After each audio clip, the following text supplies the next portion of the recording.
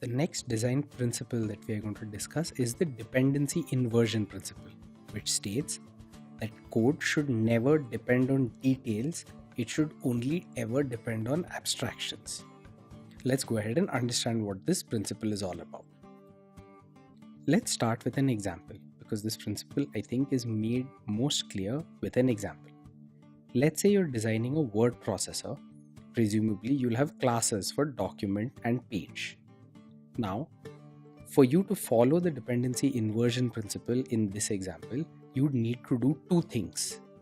The first is that document and page would actually both be interfaces, and these interfaces would be implemented by one or more concrete classes each.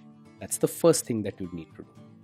And the second thing that you'd need to do in order to ensure that your code is compliant with the dependency inversion principle is that no implementation of any concrete class that implements either the document or the page interface should reference any other concrete class. It can only reference the interfaces for document and page. Again, there are two things that you need to do in this example to make sure that you're following the dependency inversion principle. The first is you need to have interfaces representing document and page, and it's these interfaces that would be implemented by concrete classes. Secondly, none of those concrete classes can know about or depend on any other concrete class. They can only know about and depend on the interfaces. Well, that seems reasonable enough. Also reasonable is the question, where is the inversion in the dependency inversion principle? And the answer is that this principle is named the dependency inversion principle because both the high level component and the low level component now depend on the abstractions, rather than having the low level component depend simply on the high level component, or vice versa. Let's see this using our example. Let's say that we have an interface called document, we have another interface called page. We then have a couple of concrete classes that implement these interfaces. Let's say that they are called document impl and page impl. Now, document and document impl both depend only on page and never on page impl. Likewise, page and page impl only depend on document and never on document impl. Were we to draw a UML diagram of this class hierarchy, we'd end up with arrows that point in an inverted fashion versus if we did not have these interfaces. And that's what gives rise to the name. The next and last design principle that we are going to discuss in this section is called the Hollywood principle.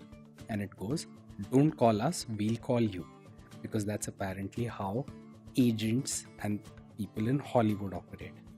This is a tongue-in-cheek way of saying that high-level modules should call low-level modules and not vice versa.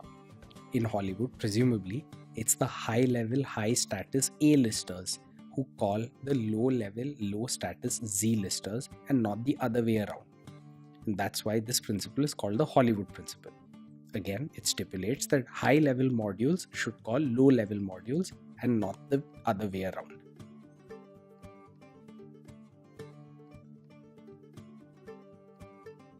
Let's continue with our example of the word processor. Let's say that you have classes for document and for page. Oops. Let me correct that just so that I am compliant with the design principle that we just studied. Let's say that you're designing a word processor and you have interfaces for document and for page. This now makes our design compliant with the dependency inversion principle. In any case, moving along, it figures that the page is going to want to know when the document is changed in some way, because that's how the page is going to know to redraw itself. Now this is where the Hollywood principle comes in. The page should not call a method of the document object in order to get this information. Again, the page should not call any methods from the document. Rather, in order for our design to comply with the Hollywood principle, the document should notify the page of changes whenever they occur using events or messages. Now here, the document is the high-level module, page is the low-level module because a document would contain a number of pages. And this principle stipulates that the high level module, i.e., the document, should call the low level module, i.e., the page. The Hollywood principle is quaintly named, but it's actually ubiquitous in code today. It virtually drives the design of most frameworks. Frameworks typically function on a bunch of complicated behind the scenes code which calls your low level modules whenever needed. That's how the Hollywood principle makes its way into virtually every framework that we use, whether that's Swing or JavaFX or whatever else.